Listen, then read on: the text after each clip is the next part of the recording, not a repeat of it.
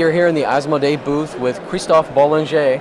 You might know him mostly from Dungeon Twister or Earth Reborn, but he has a new, what I would think from the looks of it is an abstract strategy game, at least on the surface. But we're going to find out a little more about Sarena here, first off, and then maybe talk a little bit about some exciting news about Dungeon Twister as well. Hello already. And as you mentioned, it's true that it looks like an abstract game, but it's not really only and truly an abstract game. First, because you can play 2 to 4, and usually abstract game you only play 2 players. Second is you have a big amount of bluff in this game. Usually in the first game you don't really feel it so much, but the more you play and the more you think like, damn, bluff in this game is really, really important, more than I thought at the beginning. When you're playing 2 players, bluff is very important. It's a very strategy game, but there's a little bit of luck involved in the beginning because the layout is random. So there's a little bit of random, lots of strategy, and quite some bluff. And the more players there are, the bluff goes down. So when there's 4 players, the bluff almost disappears. And we go to a more family type game, and you can play with kids starting at 8 years old. Well, that's certainly a mechanic in terms of bluffing that you don't normally associate with abstract strategy games. Maybe give us a little hint of the goal of the game or how the game is played. As a matter of fact, as you can see on the picture, we have double chip counters. They are glued together, which is something that has never been done, we figured out, in the gaming industry. So that's why the game is quite expensive to produce anyway. And on these chips you have 2 different colors, and there's 4 colors in the game. At the start of the game you get a secret color, and you want to have your color on top of all the piles that you see here at the end of the game. And there's rules to move along the lines, to pile chips, very simple. And when you reach a square with this double, like the recycle symbol, double arrows, then the pile will flip. And then if your color is at the bottom, you're going to get to the top. And you want to have all these colors that is yours on top, and you don't want to show it too much to your opponent, because if not, he's going to kill your color every time he can by putting it under, okay? So that's when the bluffing is involved. So when you play 2 players, there's 2 neutral colors, and each player has 1 color. But I know mine, and I don't know which one of the 3 others is yours. Okay. That sounds very interesting and would hold up well under multiple plays. There's a lot of replay value with a game like that, too. Yeah. And also it's very, very different from 2. It works fine at 2, 3, and 4. Some people like it a lot better at 2, and some other people, like family people or whatever, they like it better at 3 and 4. Okay. And the reason why we made it with Ludically first is because Ludically really, we have a motto kind of. I don't know if you still say that in the US. Yeah. We have a motto kind of like, I truly think that a company doesn't really need to have a line. Like when I was a game designer going to every company, I say, we love your game, but we don't know how to fit it in our line. There's no lines to put this game in it, and it's good, but we can't produce it. We have to start a new line with it. And I was like, damn, if you think it's good, why don't you do it?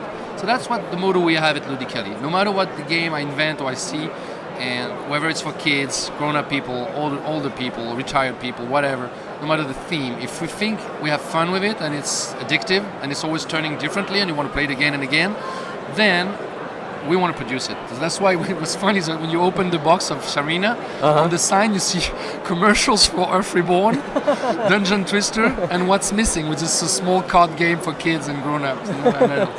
So it's really the sign that Ludically truly has no really brand. Even though I'm known for Dungeon Twister and games of miniatures and all that, I have played and designed many, many other kinds of games in my life. I appreciate more like Dungeon Twister or Reborn, it's more my type.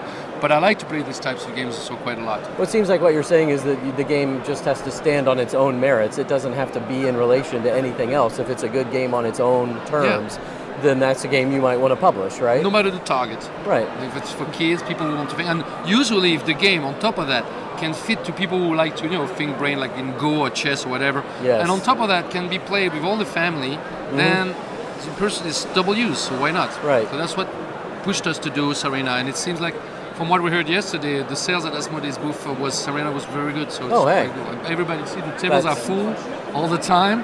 We have they're playing all around 12 us. players playing all the time, so that's cool. And one game here when they play, it's like between 5 and 10 minutes usually.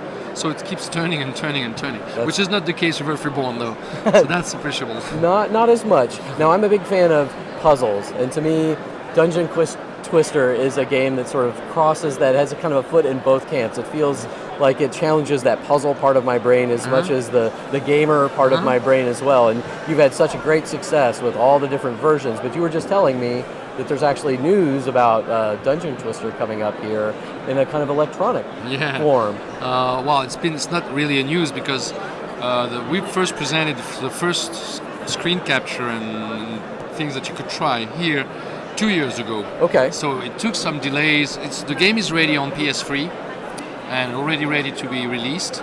The game is ready for Xbox, but waits for the final approval at Microsoft, and it's in the final approval right now for like 1 or 2 weeks, so it's really new.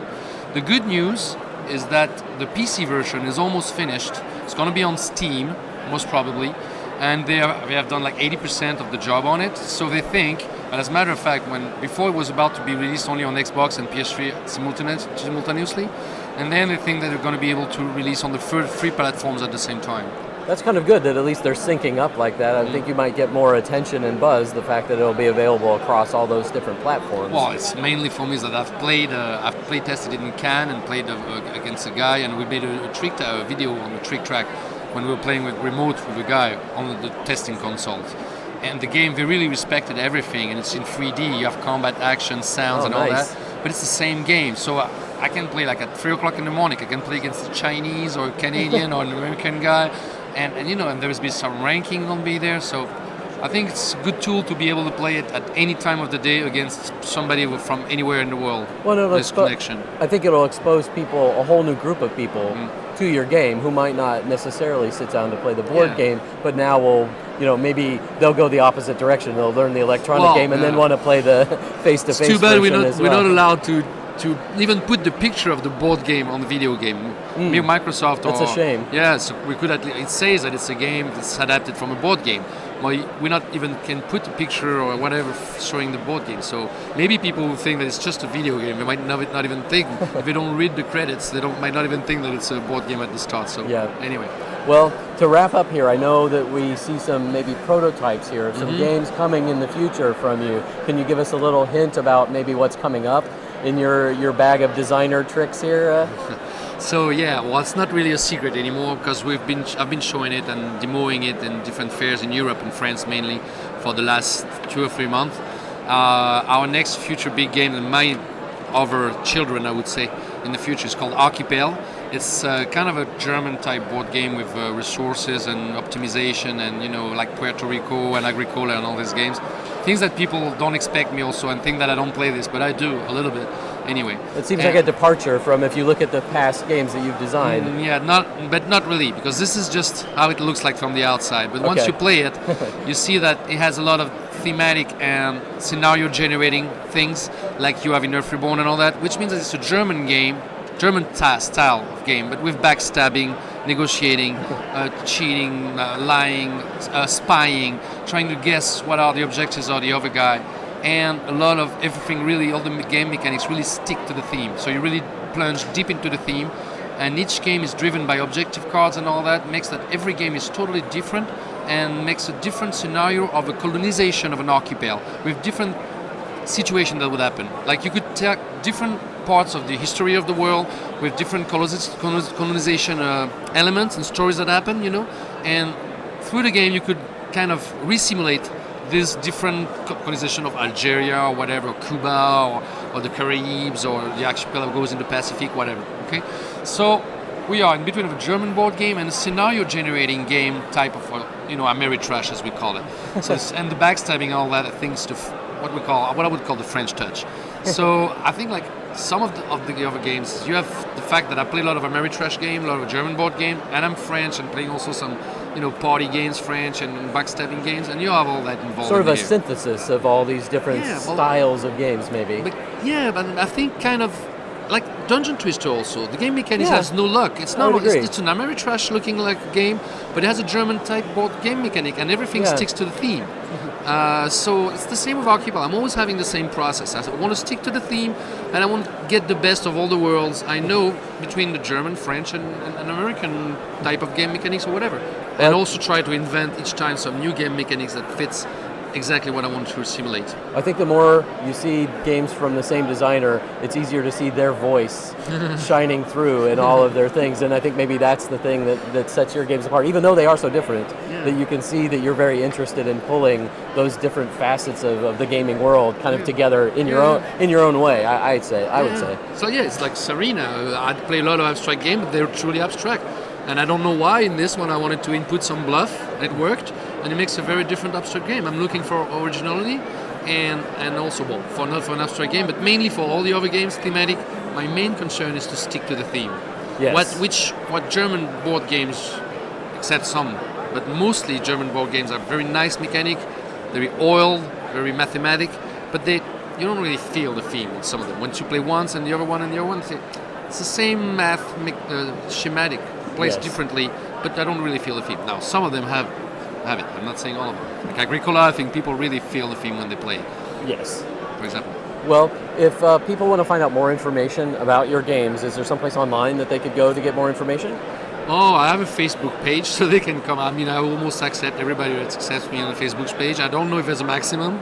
I heard when you reach on top of something, they cancel your account. I hope it will not happen to me. If not, Ludically has a website. It's ludically.com. Earth Reborn has his own website. Dungeon Twister has his own website and has the League site. And I don't have my own website. I don't have the time to do it. People can contact me quite easily when they go to the website of Ludically, which is very, very poor. We are very ashamed about our website, and we have to work on it, but don't have the time to make good games and work websites. Better to also. have good games than a bad website, That's right? That's what I think also. But someday we're going to have one that's nicer. But at least on our website, you can find a contact us button. That's important. But mostly my news, they go first on Trick Track in France, for example. Yes. So even if you don't speak French, you can have a look. And and in Germany, there's a Trick Track Germany now. Right. So usually they get back the news from Trick Track. And sometimes I go on Board Game Geek also, but mostly when the game came out and in the forums. Or my partner, Jean-Charles Mouret, which has lived 17 years in the US, he's sometimes also on Board Game Geek posting news. Well, thank you so much for your time. I really appreciate it, and best of luck here at Essen. Thank you very much. See you soon.